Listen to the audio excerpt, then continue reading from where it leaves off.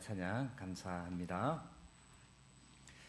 오늘은 간단한 퀴즈를 이렇게 내면서 설교를 시작하고자 합니다. 어떤 사람에 대해 제가 힌트를 하나씩 말씀드릴 텐데 이분이 과연 누군지 한번 맞춰보셔요. 첫 번째 힌트는 남자입니다. 두 번째 힌트는 독실한 기독교인이고, 세 번째 힌트부터 조금 구체적이 되는데 1944년생이고 경기도 양평군에서 태어났습니다.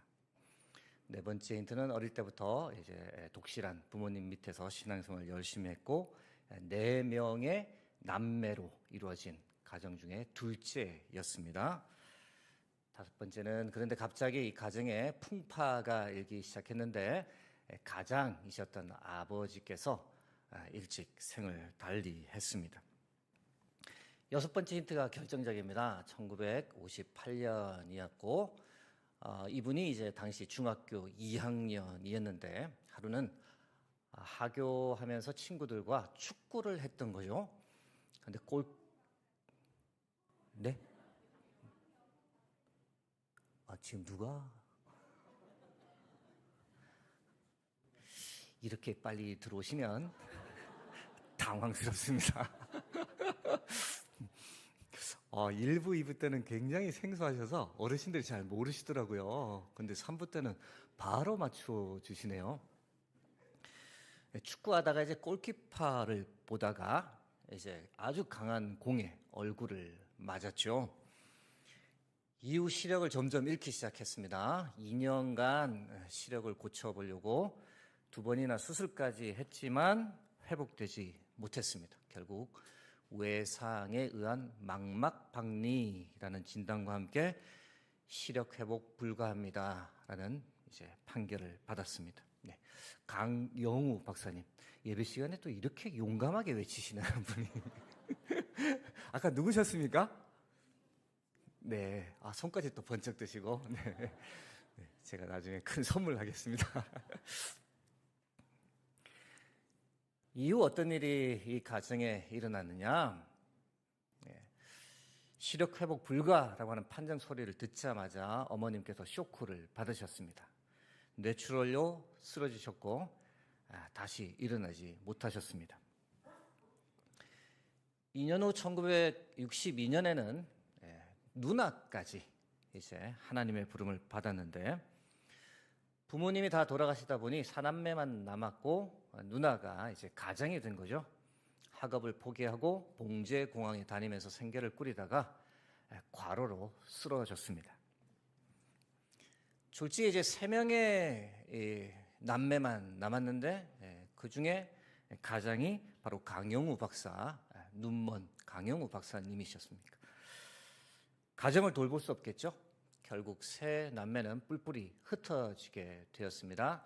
13살 남동생은 철물점에, 9살 여동생은 고아원에, 그리고 15살 본인은 맹인재활센터로 보내졌습니다. 여기까지만 이분의 삶을 생각하면 참, 이게 뭔가 이런 생각이 듭니다.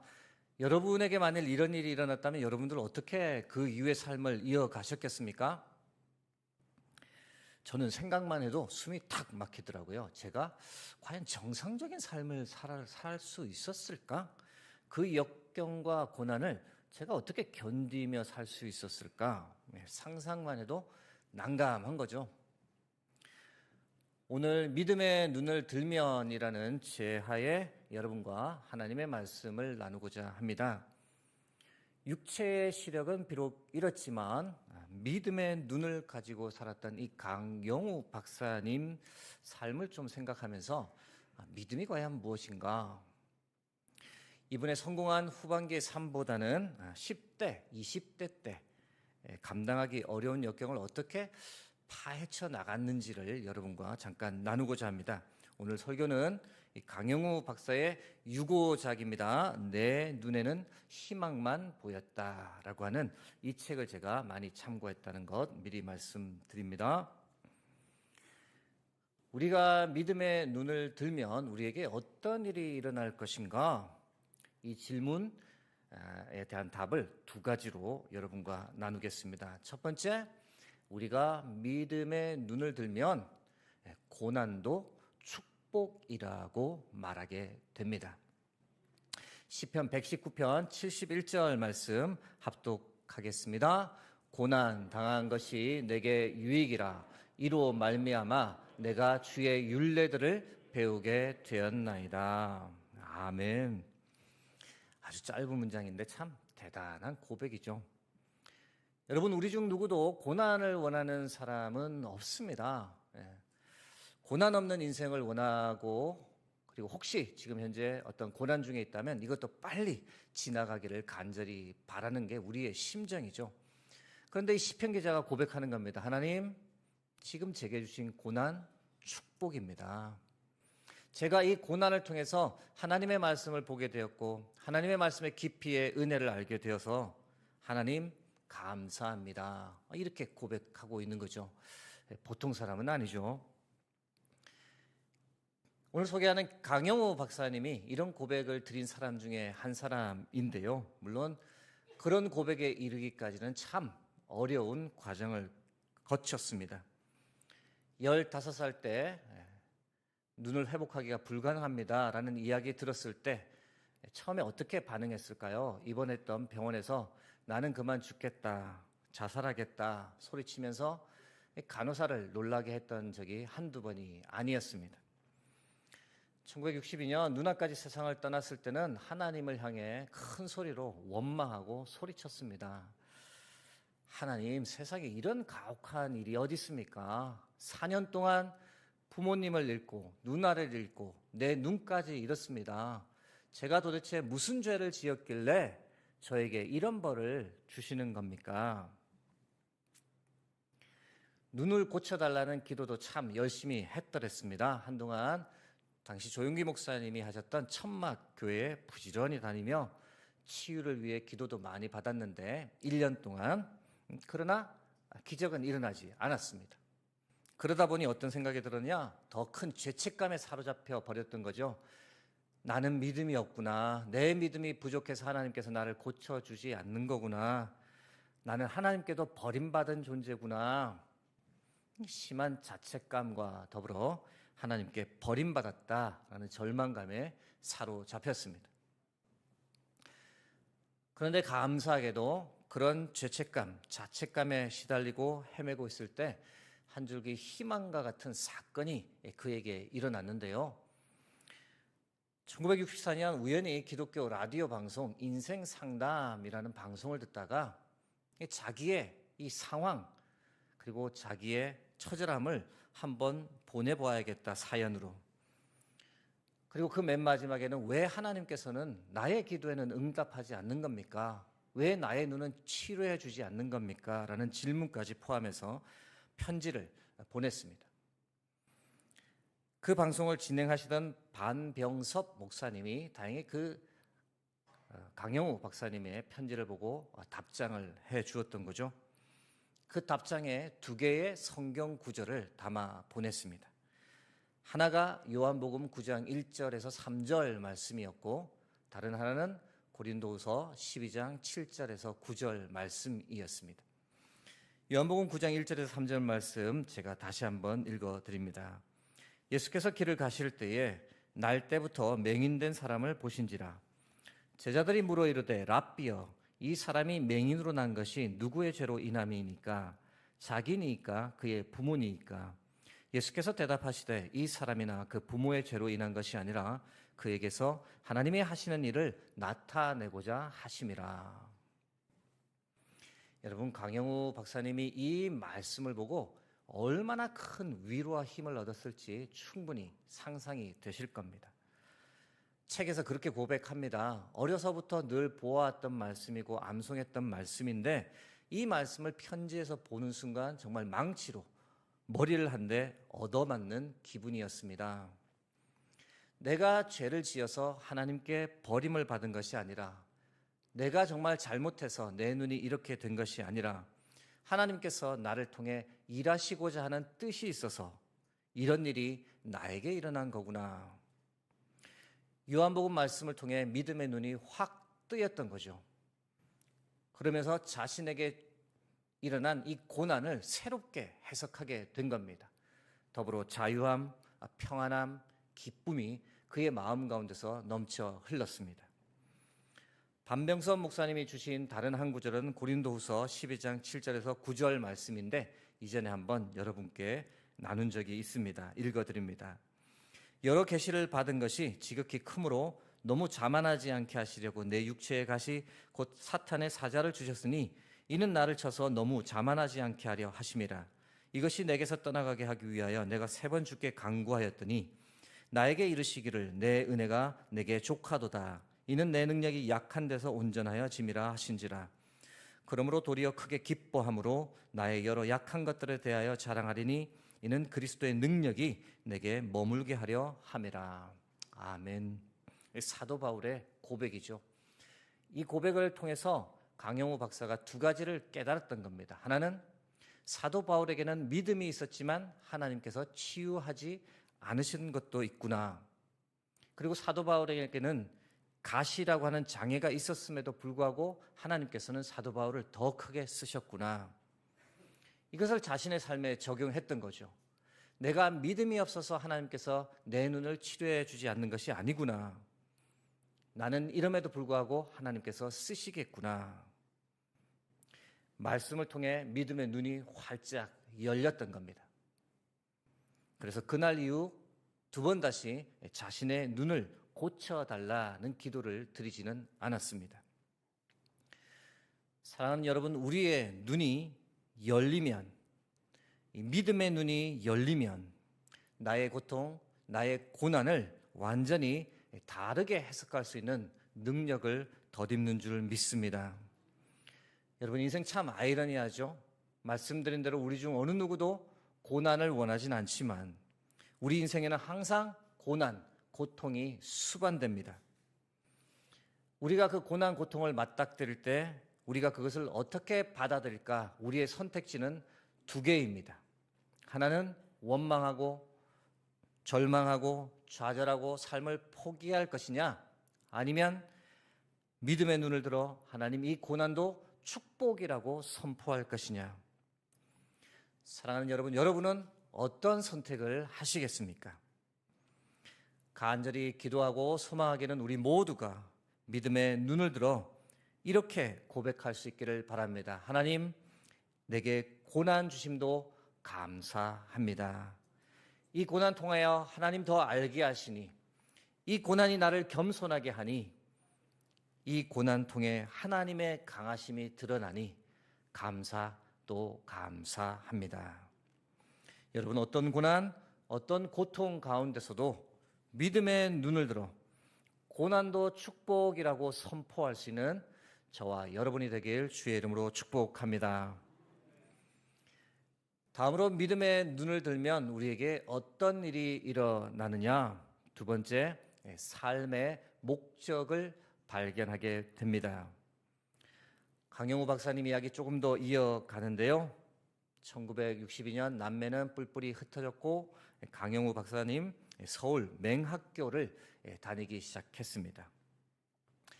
당시 시각장애인들에 대한 편견이 보통이 아니었을 것이다 라고 충분히 짐작이 되실 텐데, 아침에 장님을 만나면 재수가 없다라고 여겼답니다. 그래서 소금을 뿌렸다는데요. 식당에서도 쫓겨나고 버스에서도 밀려나고 온갖 천대와 멸시를 경험했습니다. 당시 시각장애인들이 성인이 되면 무엇을 할 수 있을까? 2 중에 하나입니다. 안마사 아니면 점쟁이였죠. 강영우 박사의 독실한 기독교 출신이다 보니 점쟁이를 할 수는 없었고 유일한 대안이 안마사였는데 건강이 너무 좋지 않았습니다. 그래서 이 안마사도 선택지가 될 수 없었던 겁니다. 그러니 낙담이 되죠. 앞으로 어떻게 먹고 살 것인가 고민할 수밖에 없습니다. 그러던 중 말씀드린 대로 1964년 반병선 목사님 통해 2가지 말씀을 받고 믿음의 눈이 열리면서 삶의 목적을 세운 거죠. 공부를 해야겠다. 그래서 이를 악물고 정말 열심히 공부했더랬습니다. 공부 잘했고 대학교까지 지원하게 되었는데 대학 들어가는 과정이 정말 기적입니다. 1968년 1월에 입학 원서를 들고 한 대학교를 찾아갔는데 입학 원서를 받아주지 않는 겁니다. 이유는 시각장애인은 대학교 지원조차 할 수 없다는 항목이 있는 겁니다. 기독교 대학이었음에도 불구하고 당시 이 장애인에 대한 편견이 어느 정도인지를 우리가 알 수 있습니다. 분해서 그 자리에서 큰 소리로 항의했습니다. 소리쳤습니다. 그러나 아무 소용이 없었고 씁쓸한 마음을 뒤로 하고 돌아섰습니다. 하소연할 곳이 없어서 찾다 어디를 갔느냐, 한국기독교교회 협의회라는 곳을 찾아 알고 지냈던 김관석 목사님을 찾아 뵈었다 그랬습니다. 그냥 거기서 하소연을 했습니다. 그런데 김관석 목사님께서 입학 원서를 놔두고 가라고 하고는 그 입학 원서를 대신 들고 그 대학교를 직접 방문해서 총무처장, 문과대학장, 교육학과장들을 다 만나면서 간절히 호소했습니다. 감사하게 시험을 볼 수 있도록 허락이 떨어졌고 수십 대 1의 경쟁률을 뚫고 당당하게 10등으로 명문대 교육학과에 입학했습니다. 그때 나이가 만 24살이었습니다. 그런데 여러분, 대학교 입학했다고 해서 다 끝나나요? 대학 생활이 녹록지 않았습니다. 장애인을 향한 편견, 불평등은 대학교에도 여전히 존재했는데요. 수업을 위해 강의실에 앉아있으면 한 학생이 외치는 겁니다. 양해하고 들으셔요. 쪽팔리게 눈먼 장님하고 같이 앉아 공부를 해야 해? 거리에서 구걸이나 하지 대학교에는 왜 온 거야? 그런데 강영우 박사님, 모든 편견, 불평등을 오직 실력으로 보여주기 시작했습니다. 첫 학기 전 과목을 A 학점을 받으면서 시각장애인도 할 수 있다라는 것을 분명히 보여주었던 거죠. 그리고 더 놀라운 것은 문과대학을 차석으로 졸업했습니다. 이후 일반인도 하기 힘든 유학생활을 떠났는데 피츠버그 대학교 석사 과정에 입학했더랬습니다. 유학 갈 때도 좀 황당하죠. 1972년 장애인은 해외에 나갈 수 없다라는 법적 조항이 있었습니다.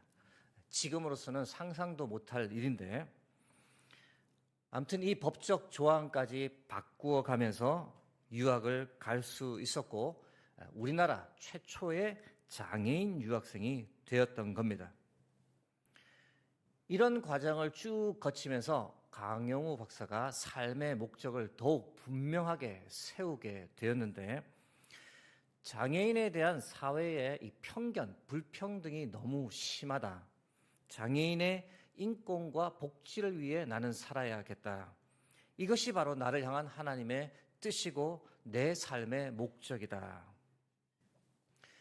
이후 피츠버그 대학에서 석사뿐만 아니라 박사학위까지도 마쳤고 계속해서 교수를 지내다가 UN 세계 장애인위원회 부의장을 역임하다가 2001년에서 2009년까지는 조지 부시 대통령 밑에서 미 백악관 국가장애위원회 정책 차관보로 일했습니다.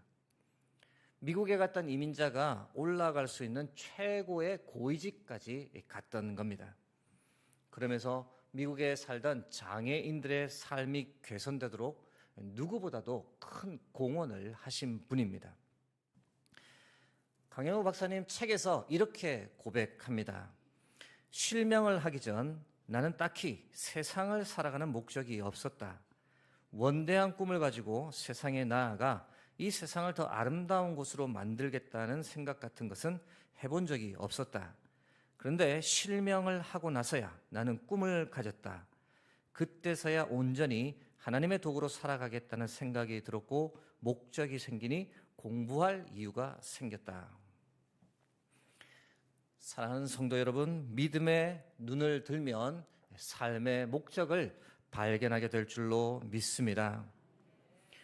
여러분, 믿음이 없는 사람들의 대부분, 그분들의 삶의 목적이 무엇입니까? 돈입니다. 많이 벌어서 남들 부러워하는 삶을 사는 것, 잘 먹고 잘 사는 겁니다. 이 인생 목표야 어느 시대를 막론하고 어디에서나, 전 세계 어디에서나 삶의 목적으로는 넘버 원이죠. 그러나 여러분, 믿음을 가진 우리가 이 삶의 목적이 돈이 될 수는 없지 않겠습니까? 왜냐하면 우리까지 돈 하면서 살다가 하나님 앞에 가서 섰을 때 우리가 하나님께 뭐라고 말씀드릴 수 있겠습니까? 그렇다고 강영우 박사처럼 무언가 거창한 일을 해야 한다라고 말씀드리는 것은 아닙니다. 우리가 그리스도인이라면 누구나 가져야 할 공통된 삶의 목적이 있다라고 성경이 우리에게 알려줍니다. 그것이 과연 무엇일까요? 이사야 43장 1절 말씀입니다. 같이 합독하겠습니다. 이 백성은 내가 나를 위하여 지었나니 나를 찬송하게 하려 함이니라. 아멘. 한 번 더 합독할까요? 이 백성은 내가 나를 위하여 지었나니 나를 찬송하게 하려 함이니라. 아멘. 여러분, 하나님께서 우리가 이 땅에서 사는 동안 우리가 얼마나 배웠냐, 얼마나 가졌냐, 얼마나 성취했냐, 이런 것은 전혀 관심이 없으십니다. 대신 하나님께서는 무엇을 보실까요? 얼마나 찬송했냐, 얼마나 하나님을 높였냐, 얼마나 하나님을 자랑하고 드러내었냐, 이것을 보시는 거죠. 사랑하는 여러분, 우리가 언젠간 하나님 아버지 앞에 서게 될 날이 옵니다. 그때 우리가 하나님 앞에서 무엇을 자랑하고 어떻게 하나님을 찬송할 수 있을까요? 간절히 소망하기는 우리 중 어떤 분들은 이렇게 하나님 앞에서 자랑하고 하나님을 찬송하기 원합니다. 하나님, 저는 가난하고 힘든 삶을 살았지만 저는 하나님께서 내게 주신 것에 늘 만족하고 감사하는 삶을 살았습니다. 천국 소망 가지고 주님 뵐 날을 기대하며 끝까지 믿음으로 살았습니다. 감사합니다.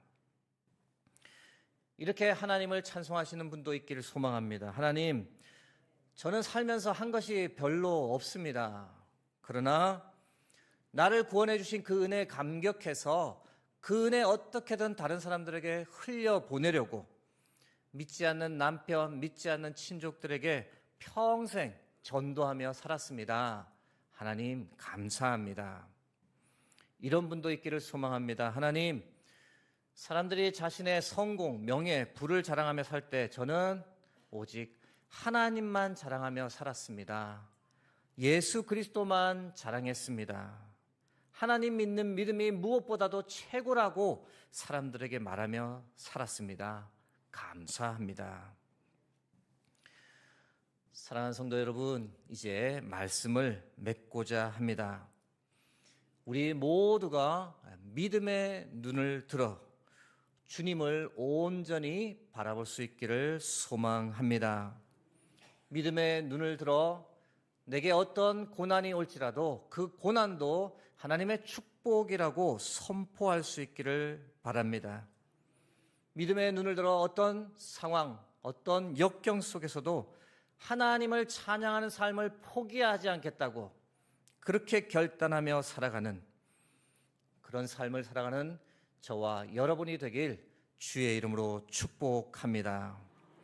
생소한 찬양일 수는 있겠으나 예수 늘 함께 하시네 찬양 함께 드리고 기도하겠습니다.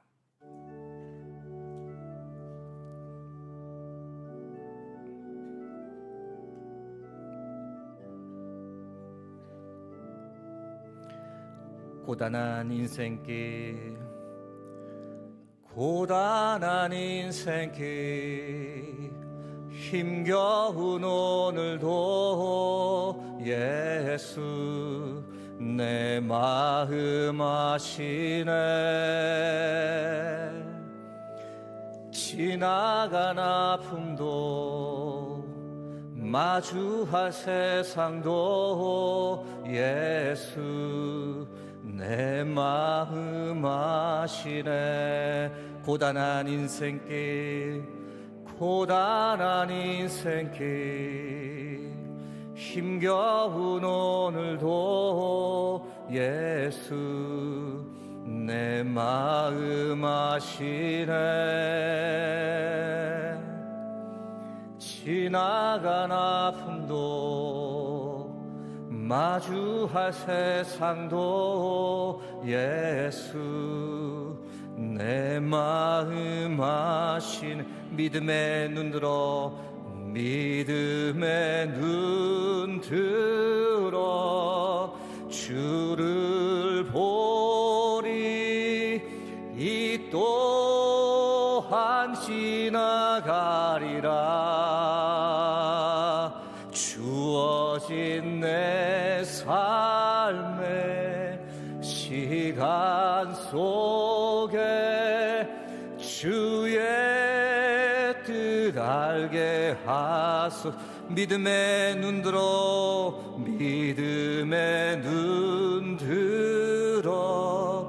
주를 보리. 이 또한 지나가리라.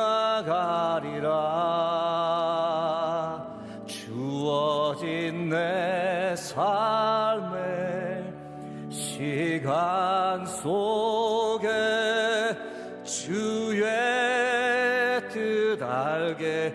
목소리 높여 한 번 더 찬양합니다. 믿음의 눈 들어 주를 보리. 이 또한 지나가리라.